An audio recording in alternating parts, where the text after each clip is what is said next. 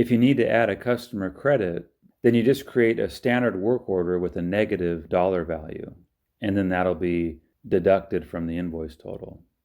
So for example, we'll create a credit for this customer. Say there's a $20 credit. You click plus for new work order. There are no default credit items, so we can add a credit item. We'll just call it credit.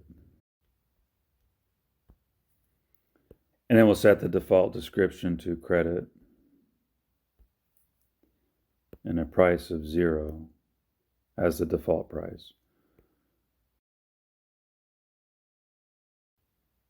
And then for the price, we'll put negative 20.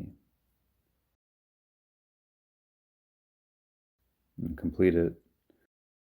So now the next time we process invoices, this completed credit work order will be copied to the invoice, and the negative $20 will be deducted from the invoice total.